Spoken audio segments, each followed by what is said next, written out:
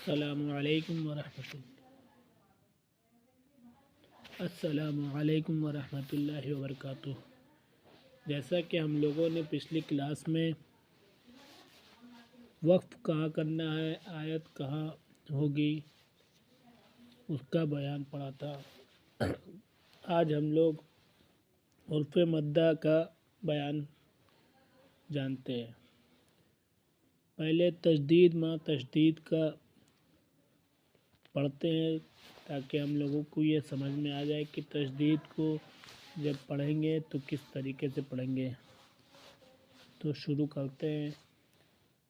اعوذ باللہ من الشیطان الرجیم، بسم اللہ الرحمن الرحیم۔ تختی نمبر 13، تشدید مع تشدید۔ جیسے یہاں پہ لکھا ہے عین کے بعد لام پہ تشدید ہے تو اس کو ملا کے پڑھیں گے اس کے بعد لام کے بعد یا پہ بھی تشدید ہے تو لام یا لی علی، پھر یا واپس یو علی یو، نون زدنا علی یون۔ اسی طریقے سے دیکھیں یہاں پہ لکھا ہے یزکا یذکرو، ہر اس پہ دو تشدید ہے تو دونوں کو ملا کے پڑھیں گے۔ جیسے یہاں پہ لکھا ہے مزمل مدثر علیین۔ آئیے اب تختی نمبر 19 پڑھتے ہیں، مدہ کا بیان۔ مد کا بیان نمبر 1، حرف مد۔ حرف مد کے بعد حمزہ اسی کلمے میں ہو تو مد متصل مد واجب بمعنی اہم ہوگا۔ نمبر 2، حرف مدہ کے بعد اگر حمزہ دوسرے کلمے میں ہو تو مد متصل مد منفصل مد زائد ہوگا۔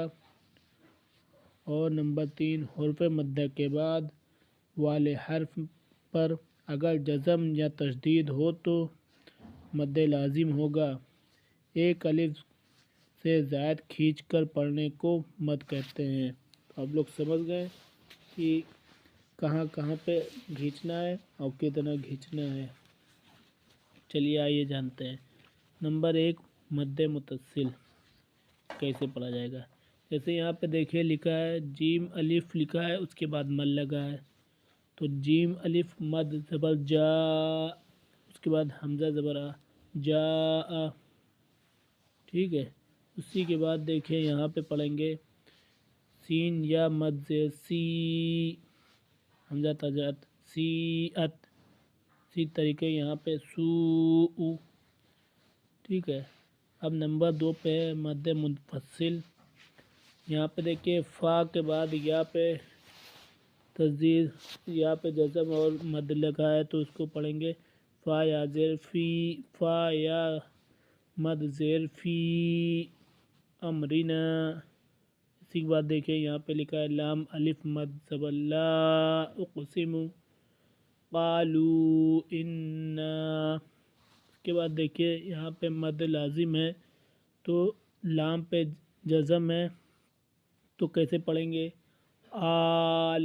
اب لام پہ جزم ہے تو اس کو ملانا بھی ہے تو اس طرح پڑھیں گے آل آنا۔ اب دیکھیے ہا الف مد لگا ہے، اس کے بعد جیم پہ تشدید ہے تو جیم کو ملانا بھی ہے، اسی طریقے پڑھیں گے حاجو کا، ٹھیک ہے۔ اس کے آگے دیکھیے یہ لکھا ہے والصافاتی، ٹھیک ہے۔ تو اس طریقے سے پڑھتے جائیں گے تو آپ لوگ کو بھی قرآن پڑھنے میں آسانی ہوتی جائے گی انشاءاللہ۔ آگے بڑھتے ہیں۔ اب کل ہم لوگ نے کپڑا پہننے کی دعا سنی تھی، آج ہم لوگ جانتے ہیں نیا کپڑا پہننے کی دعا۔ تو آئیے جانتے ہیں نیا کپڑا پہننے کی دعا۔ جب نیا کپڑا پہنیں گے تو یہ دعا پڑھیں گے الحمدللہ الذی کسانی ما اواری بہ عورتی واتجمل بہ فی حیاتی، ٹھیک ہے۔ ایک بار پھر سن لیجیے الحمدللہ الذی کسانی ما اواری بہ عورتی وَأَتَجَمَّلُ بِهِ فِي حَيَاتِي، ٹھیک ہے، تو یہ ہے نیا کپڑا پہننے کی دعا۔ اسی طریقے سے ہمارے ساتھ جڑے رہیں گے تو آپ کو نئی نئی دعا ملتی رہے گی اور صحیح قرآن پڑھنے کا طریقہ بھی سمجھ میں آتا رہے گا۔ اس لیے ہمارے چینل کو لائک اور سبسکرائب کریں اور شیئر کریں اور ویڈیو میں کمنٹ کرنا نہ بھولیں۔